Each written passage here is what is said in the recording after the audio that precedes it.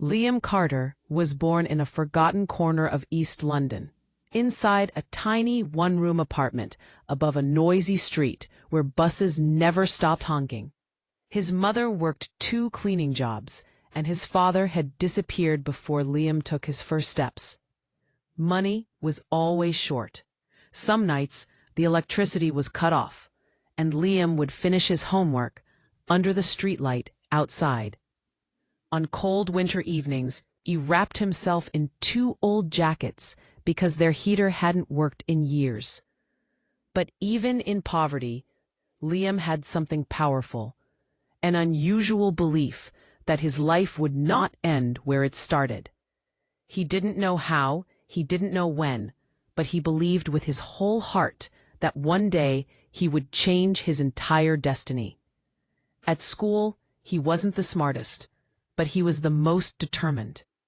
While other kids bought sandwiches from the cafeteria, Liam often pretended he wasn't hungry because he didn't have the £2 to buy food. He would drink water and smile just to hide his struggle. Teachers liked him because he worked hard, but no one imagined he would one day build an empire. When Liam turned 16, he took his first job, washing dishes in the back of a small cafe. Every night, the owner shouted at him for being slow. His hands stayed red from hot water burns. He smelled like soap and old plates. But he saved every single pound.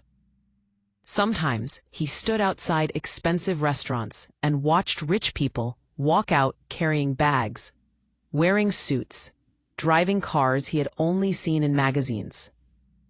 He promised himself quietly, "One day I'll walk into these places, not as a worker, but as an owner." Time passed. At 18, Liam decided he couldn't stay stuck. So he borrowed £300 from his mother, money she didn't even have, and bought an old used laptop. It barely worked. The screen flickered, the battery died quickly, and half the keys were loose. But it became his treasure. He started watching free online courses late at night, business, sales, marketing, money management, anything he could learn. The more he learned, the more he realized something shocking. People didn't become rich because of luck. They became rich because they made bold decisions that poor people were too scared to make. At 19, Liam got his first idea: buy cheap phone cases from a wholesale supplier and sell them online. His first month, he sold nothing. The second month, he sold 2. The third month, he made only £14 profit. His friends laughed at him. "Bro, you're wasting your time. Get a real job." But Liam kept going. He studied how customers think, how people purchase, what makes something popular, what makes something go viral. He slept only 4 hours a night, sometimes on the floor, because his mattress was broken. He kept pushing. He failed again and again, but each failure taught him something new. One night, while watching videos about branding, he realized something. Products don't sell. Stories do. So he turned his small store into a brand. He created emotional descriptions, took better photos, and wrote in a tone people could feel. And suddenly, orders started coming. 1 order a day, then 2, then 10, then 50. At 21, Liam was earning more from his online business than from any job he ever had. But he didn't stop. Instead of spending money on fun, he reinvested everything. He upgraded his laptop, bought better packaging, and hired his first virtual assistant. Then came the turning point. One of his videos went viral. A customer posted a clip of his product with heartfelt comments about the design. Within 24 hours, Liam received 3,200 orders, more than he had received in the entire previous year. He didn't have enough stock, enough hands, or enough time, but he didn't panic. He worked for 3 days straight, sleeping in 20-minute naps, packing orders until his fingers felt numb. This moment changed his life. With the profit from the viral explosion, Liam launched a real brand, Carter & Co. He rented a small warehouse, hired help, and expanded into multiple products. Then he started learning about investment. He read 75 books in a year, listened to hundreds of hours of financial podcasts, and learned from businessmen who were already millionaires. At 24, he invested his first £50,000 into stocks and tech startups. Some investments failed, but a few skyrocketed.